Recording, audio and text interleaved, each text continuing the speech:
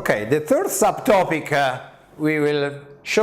show you how the energy and the home energy is consumed by the households around the world, and how the different kind of energy sources are used for our for our home at global level. So this is I'll show you before the same graph. So as I said before, the space heating, water heating, and space cooling represent the biggest amount in terms of energy consumption, because it's heavy due to the cooling systems, and also it's still due to the fact that the water heating around the world is still strongly related and strongly attached to the use of electricity for the water heating. Just in the north of Europe, in the last decade, this is started dropping around to 10%, because we're also using the different kind of energy sources for the water heating, such as renewables, the solar photovoltaic panel, and also the gas. Anyway, this is very important that you understand how to cooling or heating our spaces in the house represent the big amount of energy consumption. That's the reason why all the investment related to the increasing energy efficiency, they spend much attention on increasing the technology for doing something that we can reduce the energy for cooling. So there are some different technology, such as using the air that come from outside our house to cooling all the house, and a different kind of exposition to the house related to the sun, or facing or not to the north, because it is completely changed and can easily increase our energy efficiency.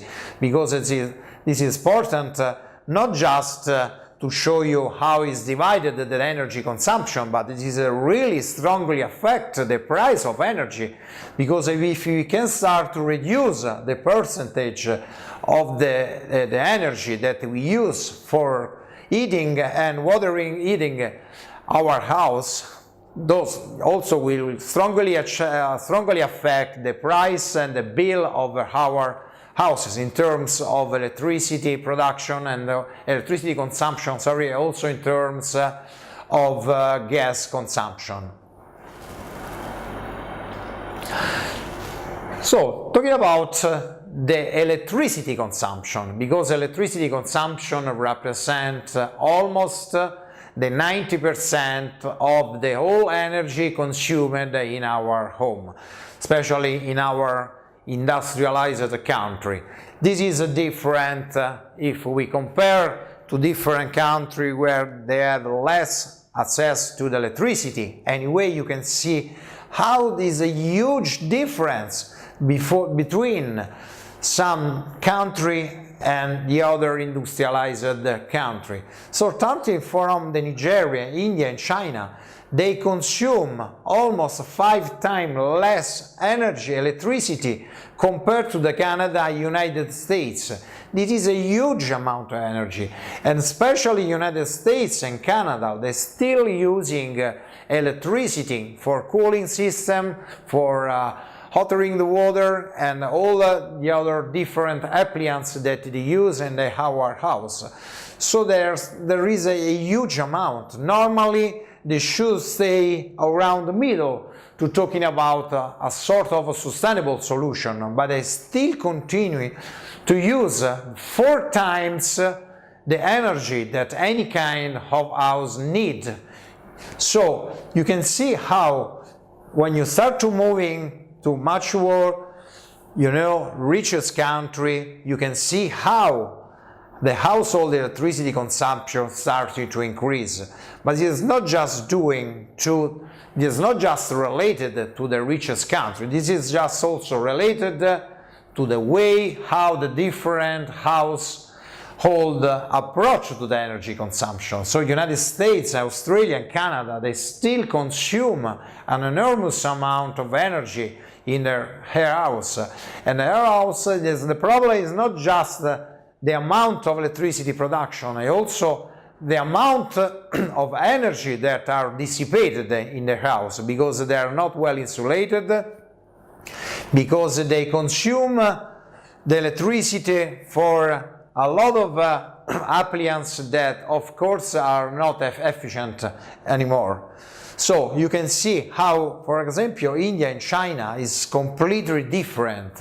Of course, in one day, in the near future, when the China, for example, and India will increase their well-being, and when they completely change their economic situation, of course, they start to increasing a lot the electricity consumption. Anyway, there is is a huge the difference between the Australia, United States and Canada compared to the rest of the world in terms of electricity consumption. I want to show you this one that have nothing to do with the previous situation, but it's very important to see how it's completely different. For example, the energy source that we use for cooking, and we put together two different countries that don't have similar situation, but to see how they use completely different kind of sources for cooking compared to the industrialized country like United States, Australia and Europe. So if you see here the rural India and the urban India. So in the rural India, for cooking, the wood represents more than 80%. So if we can see, for example, the rural situation in any kind of United States country, the wood represents less than 1%. So this is pretty important to show you how the different nation, different country using the different energy source. In cases for cooking, because of course in the developing country, the cooking represents one of the first, the primary energy source just for life. But also the situation, if you will see the urban India and urban Botswana. The urban India, they still have almost 25% still using the wood for cooking. The rest is represented by the kerosene, and the rest is just dung and coal as very small amount. It's the same situation in urban Botswana, close to the South Africa, the Botswana.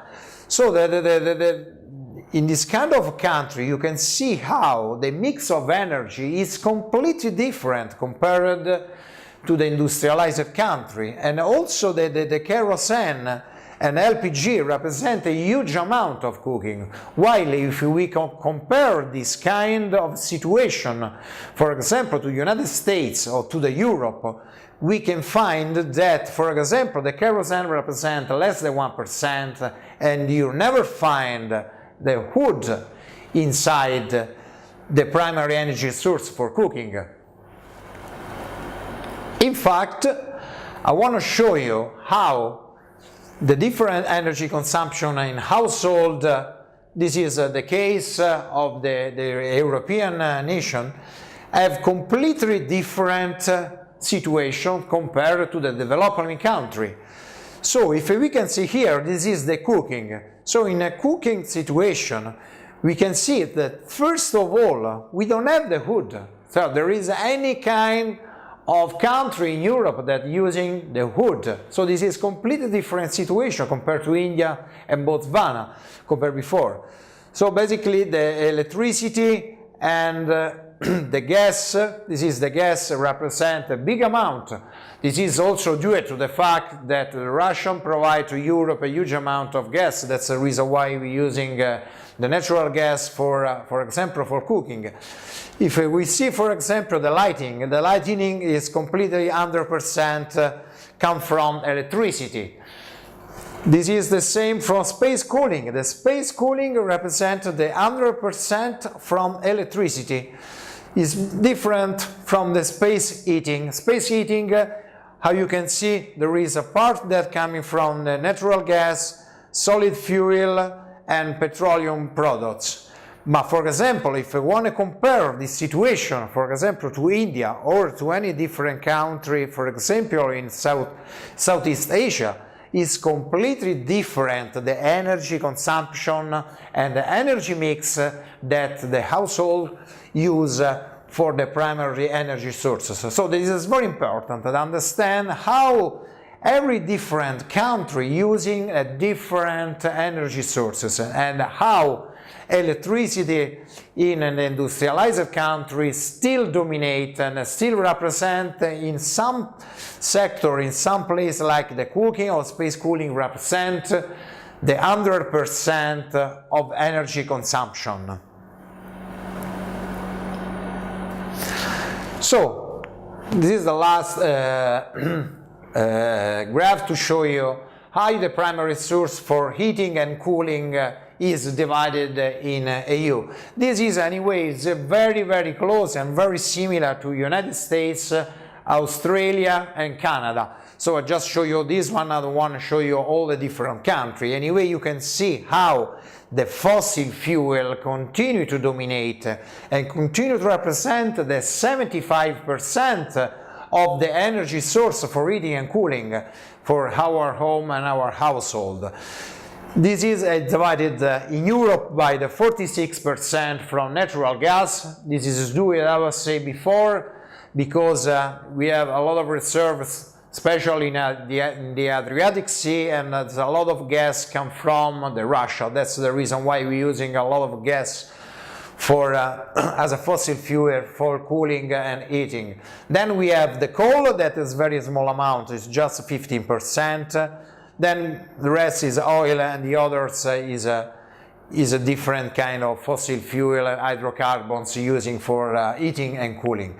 So the fossil fuels still represent a huge amount, and that's the reason why we're always talking about this situation in the next lecture, is due to the fact that the fossil fuel is one of the first causes of CO2 emission and global warming. That's the reason why we try and we want to reduce this percentage, because the low carbon fuel represent at the moment only the 25%, and the wind, solar and geothermal represent only the 7% in Europe.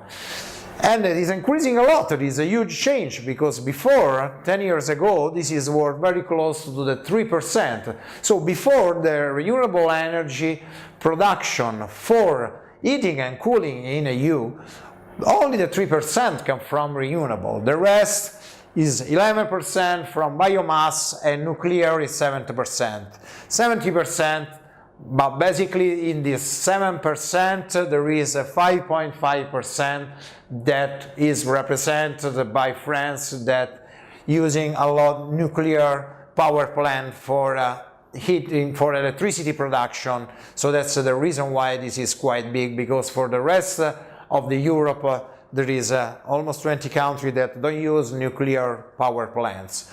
So this is pretty important to understand how we have to change the way how we cooling and heating our home in industrialized country. And if we can see, if we compare this one, for example, to India or China, we can see that the fossil fuel for heating and cooling represented 85, almost 90%. So we still continue to be dominated by the fossil fuel, also for residential use.